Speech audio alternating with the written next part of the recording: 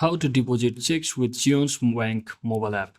So hello guys, welcome back to my YouTube channel. In this quick tutorial, I'll be discussing about how to deposit checks with your Zion's Bank mobile app. So first thing first, just head over to your Zion's Bank mobile application and make sure you're currently logged into your account.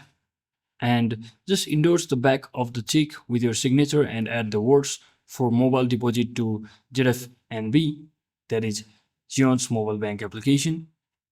And from the bottom menu, just select the mobile deposit, and once you select the mobile deposit and just capture an image, and you just have to review your entries and submit your check deposit request.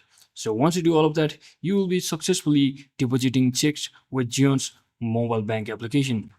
So always make sure that you have selected the correct details onto your check before submitting for the deposit check request. So that is it for today guys. I hope this video was informational. If it was, don't forget to like and subscribe. See you on the next one.